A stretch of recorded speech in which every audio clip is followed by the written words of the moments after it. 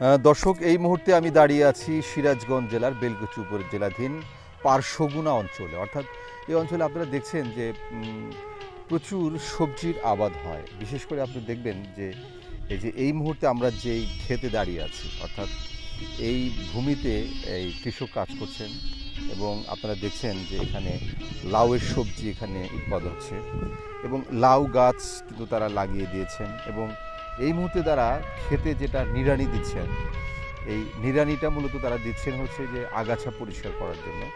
এবং এই অঞ্চলে কিন্তু এই মৌসুমে দেখতে পাচ্ছেন যে মূলার শাক তৈরি হচ্ছে এবং এই মূলার শাকগুলো এখন তো বৃষ্টি হচ্ছে, এই বৃষ্টির মধ্যে মূলার শাকগুলো কিন্তু বেশ একটা পরিপুষ্ট রূপ ধারণ করবে।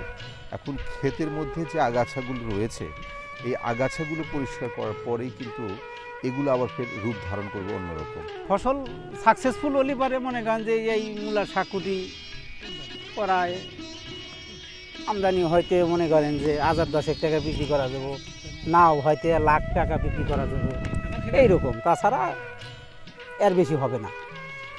বড় হবে, তা বাদে জাংলা হবে, তা বাদে সে ফল ধরবে, এই তারপরে সে বেচা কেনা। এই সগুনা অঞ্চলে কিন্তু প্রচুর সবজির উৎপাদন হয়, বিশেষ করে এই যে পারশগুনা বলা হয়। এই অঞ্চলের মানুষ কৃষি নির্ভর। বিশেষ করে এই অঞ্চলের মানুষের তারা কিন্তু এই কৃষি কাজ করে কিন্তু জীবন এবং জীবিকা নির্বাহ করে এবং এই জীবিকা নির্বাহ করতে গিয়ে কিন্তু তারা লাভবান হচ্ছে। প্রতিটা বাড়িতেই কিন্তু তাদের এই কৃষি কাজ আছে এবং তারা এই মৌসুমি ফলগুলো উৎপাদন করে কিন্তু তারা সফলতা অর্জন করছে। তো আমরা যেটা করছি সেটা হলো যে কৃষক তার কিভাবে কাজ করে তার ফলন এবং জীবিকা নির্বাহ করছেন। ফলন যদি ভালো হয় তাহলে তার ব্যবসা ভালো হয়, আর যদি ফলন ভালো না হয় তার ব্যবসা ভালো হয় না, তখন তার ক্ষতিগ্রস্ত হয়ে যায়।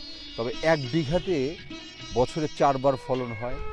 কখনো ধান লাগানো হয়, কখনো সরিষা লাগানো হয়, আবার কখনো ঢেঁড়স লাগানো হয়, আবার এই ক্ষেত্রে এখন মূলা এবং লাউ লাগানো হয়েছে।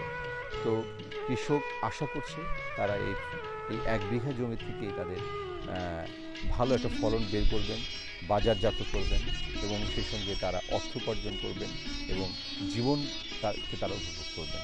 আজকে আমি সগুনা থেকে এ পর্যন্তই। সবাই ভালো থাকবেন।